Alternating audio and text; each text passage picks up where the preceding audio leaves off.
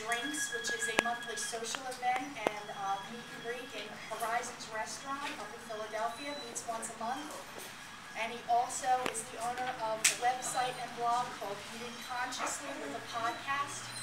So he's here to speak with us for a couple of minutes. He's going to try and speak as loud as he can. He woke up sick this morning, so his voice is a little raspy. So he's trying to give him as much of your attention as possible so he doesn't have to strain too much. And then after he speaks, then we'll have our raffle for those of you who need to leave early. So thank you for coming, and this is Mr. Ed Coffin.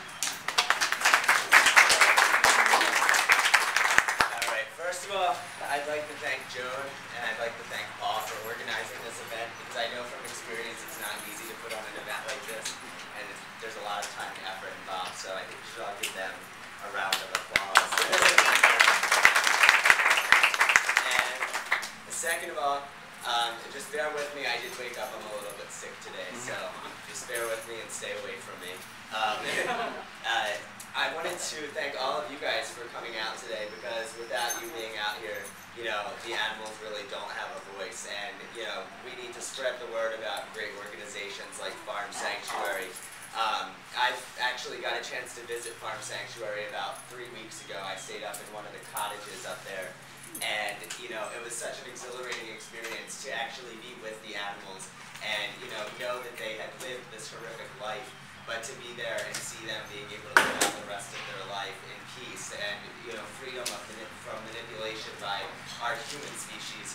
But it was kind of a bittersweet experience being there, because, you know, you see all of the animals and you're so happy for them to be there, but I couldn't help but think that these are only the lucky animals, and unfortunately most of the animals that are currently being exploited by the human race will never have their freedom, and they'll never have their day unless we keep forging ahead and we keep doing these kind of things and doing this kind of outreach. And, you know, the animals at Farm Sanctuary, I think, are doing a great job of working as advocates for their species. And I think that it's they're just a really great organization to support.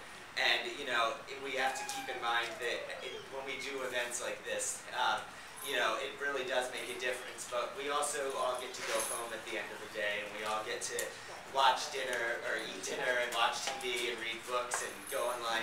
But we have to keep in mind that while we're doing all these things, the animals that are being exploited by us never get to go home. They never get a break. And they do this day in and day out. So we need to work as hard as we can to make sure that we really are making a difference. We need to do everything that we can. We need to be leafleting. We need to be organizing events like this one here. We really just need to be raising awareness, because we are making a difference. And, you know, we are the only voice that they have right now. And, you know, when we go home, I think we should try to keep in mind, I'm sure a lot of us have pets at home, dogs or cats or fish or whatever we have. And, you know, I like to remind people to think about it. And, you know, what if it were your dog that they were experimenting on? Or what if it were your dog that were being slaughtered for meat? What if it were your dog that was having its fur ripped off so that somebody could have a fur coat or a pelt? Because, you know, even though we might not know these animals individually like we know our pets, they deserve just as much of a right and just as much of a chance to be free from exploitation by humans. And, you know, if I wanted to say to everybody, if you're not vegan yet, go vegan, because it's really easy. It's not that hard, and the truth is, it's just not necessary to use animals in order to survive. And, you know, just because animals don't communicate on our level, and just because we don't understand what they're thinking or what they're trying to tell us, if you flip it around and look at it on the other side, you know, we don't communicate on their level. Bees can see with ultraviolet light. Dogs have a sense of smell 10,000 times ours. So in their eyes, we're of less value than they are. You know, they're so much more advanced in ways that we can't even begin to imagine.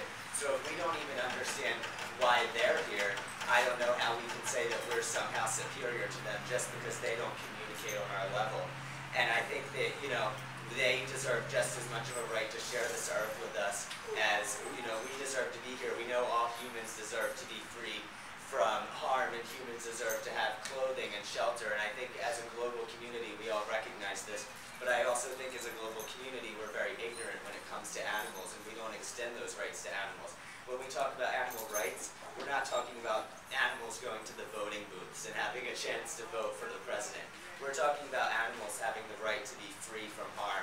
free from exploitation and free from manipulation by humans. They share this earth with us. They are our fellow earthlings, and I think they deserve just as much of a right and a chance to be here as we do. And if we can live here with them without exploiting them, then why not? How much does it take from us to live our lives without taking part in anything that will just continue this horrible experience that animals are going through right now on this earth? I think we need to do everything we can. We need to speak out.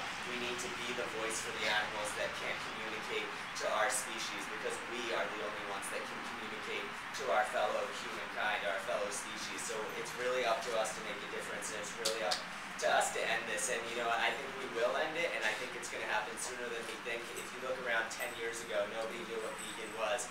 10 years ago, there weren't vegan options in, you know, major food chains. You didn't hear veganism being talked about on the news, but now you look around and veganism is everywhere. So I think we are making a difference, and I think that we can always do more than we're doing now. We can never back down. We need to keep going forward, because eventually animals will have their day. Thank you very much, everyone.